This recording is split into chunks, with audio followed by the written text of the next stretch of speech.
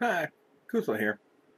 First off, I wanted to welcome a new subscriber, bring me up to 19.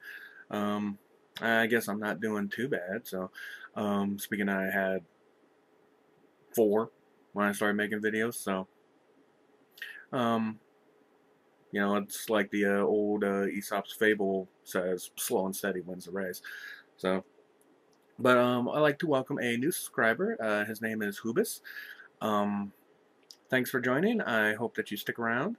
And that if you got any comments, questions, and stuff, feel free. Um, Always more than glad to answer them. So, um, and with that, I also wanted to add on uh, 2 other things that happened. That one I found relatively humorous. The other one, I wasn't really sure how to take of it, but I just decided to be safe and take precautions anyway. Um, First off, in one video I did, where I talked about Shaka God blocking me, you know, which I found funny that Rich was more than willing to go out and do that so quickly.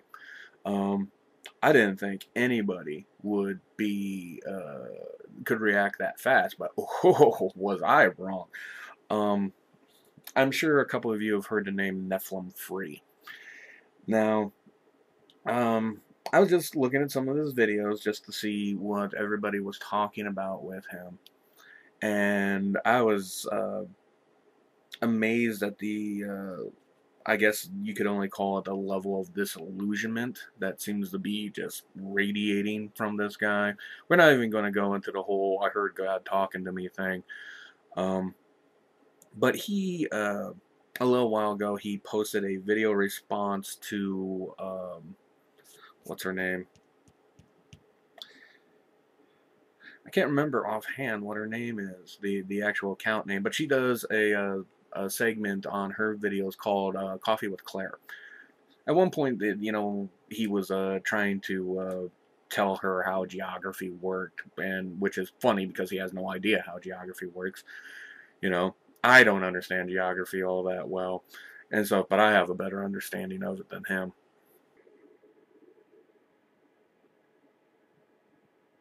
And in the video that he did, he uh, he started talking about the Grand Canyon at one point, and then um, I decided just to leave him a comment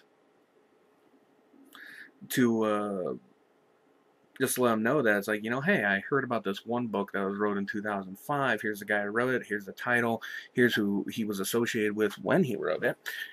And he left me a comment back, which basically says, Noah was created in a matter of weeks by a giant lake left behind by the flood of Noah.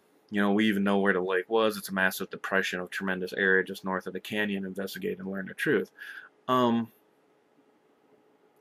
First things first, like I said, that comment alone that I left him stuff was apparently enough that he blocked me for it, which I was just like, like I said in one of my other videos, someone said, try getting NephilimFree to block you. You'll find it is probably easier to do, which is very very true. It was, and I was just dumbfounded because it's like I wasn't trying to be confrontational with him or anything like that.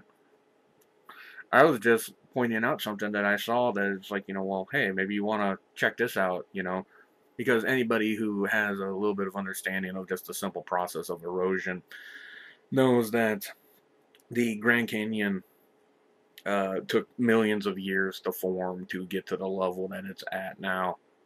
This supposed flood that he's talking about, um, logistically speaking, if we took a look at it, okay, giant flood happening in that area. And from that spot where the Grand Canyon was formed um, by Nephilim is supposedly a giant lake created the Grand Canyon in 6,000 years. Um, First off, a lake of that size, that magnitude, um, the entire southwest corner of the United States would probably still be underwater if that lake all of a sudden just flooded out into the Pacific Ocean. It's I mean, we're talking a lake that would be bigger than all 5 of the Great Lakes put together, you know.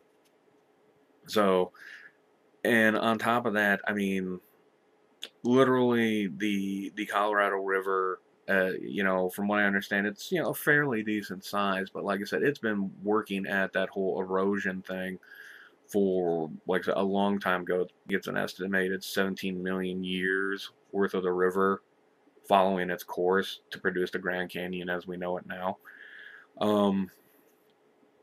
6,000 years just doesn't meet that time frame. You know, it can't. It wouldn't even produce it wouldn't even produce a valley, you know, a fourth of the size of the Grand Canyon. So, like I said, I tried to point those things out and I got blocked for it. So I was just like, damn, guys weren't kidding. But, so yeah, that was that. And the other thing that came along was I received a death threat. You know, my first one. You know, I've now I may sound like I'm kind of taking this lightly. I'm actually being cautious about this. Which was a comment he made to my video response to ZJ's video, where ZJ ate the drawing of the Prophet Muhammad as a protest to what's going on with the whole this guy Al Wiki calling jihads and fatwas on people left and right. And of course, I made my video to that where I joined him in support of that protest. I got a comment back from a guy named 5 Hafayet, 5 HAFAYET, where he put down as a comment, it's like, I will find your address and kill you anytime. Lots of periods.